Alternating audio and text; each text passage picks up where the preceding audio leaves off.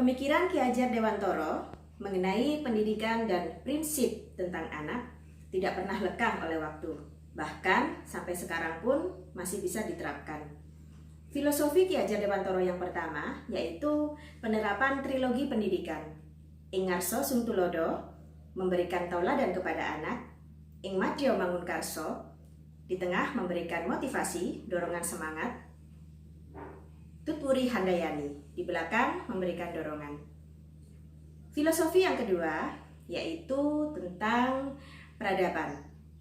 Analogi yang tepat adalah penggambaran tata surya, di mana tidak akan pernah berhenti sesuai dengan orbitnya. Planet-planet yang ada di sekitarnya juga berotasi dan juga berevolusi, tidak pernah berhenti dan tidak pernah statis. Begitupun pula penggambaran perubahan pendidikan dan peradaban oleh para pendidik dan peserta didik. Kita ibarat sebagai sumbunya, porosnya yaitu matahari, sedangkan planet-planet yang mengelilingi tadi adalah anak murid didik kita.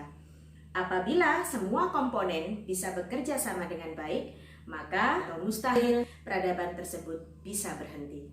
Ki Hajar Dewantoro yang ketiga yaitu kodrat keadaan. Ada kodrat alam dan juga kodrat zaman. Kodrat alam yaitu daerah yang kita tempati.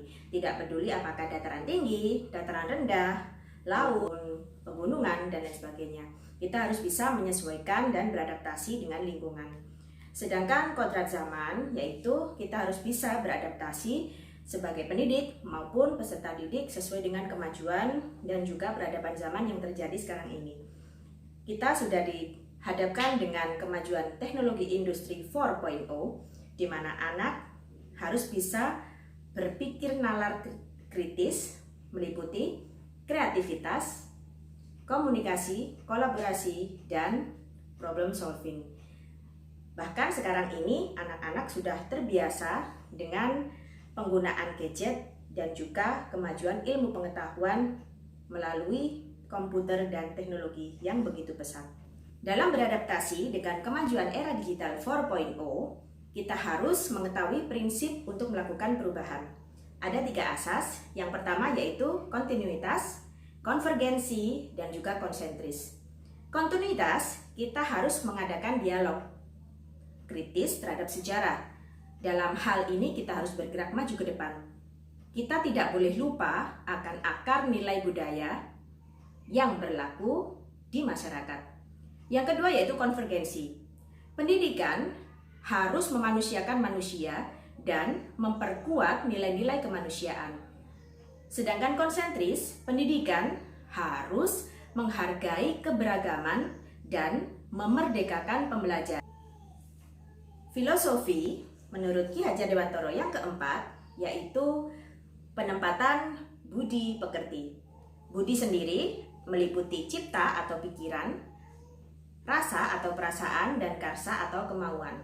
Sedangkan pekerti meliputi raga.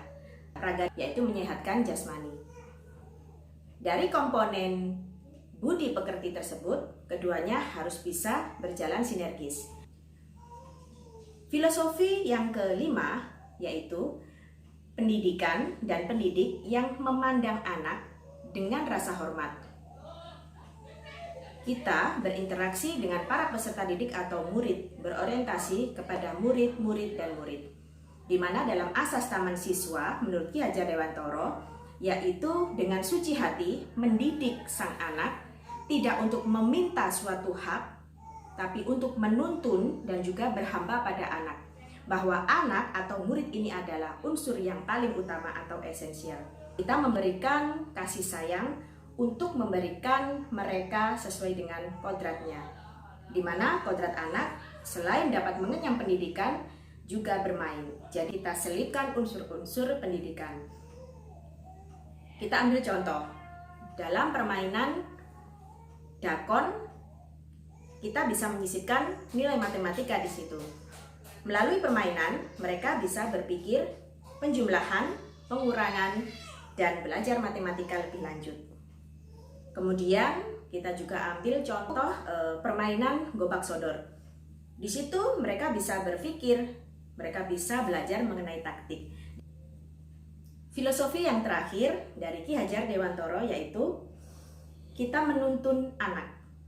Jadi guru bersifat sebagai guidance, memberikan arahan, motivator, dan juga sebagai fasilitator, inisiator bagi anak. Kita berikan mereka kebebasan untuk merdeka belajar.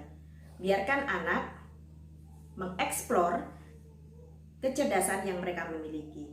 Karena kecerdasan sendiri ada berbagai macam yang kita sebut dengan multiple intelligence atau kecerdasan majemuk. Ada kecerdasan spasial, kecerdasan visual, kecerdasan verbal, kecerdasan matematik, kecerdasan interpersonal, intrapersonal, kecerdasan natural, dan lain sebagainya. Itulah beberapa filosofi dari Ki Hajar Dewantara yang bisa kita ambil dan kita bisa refleksikan. Salam Guru Penggerak. Guru bergerak, Indonesia maju.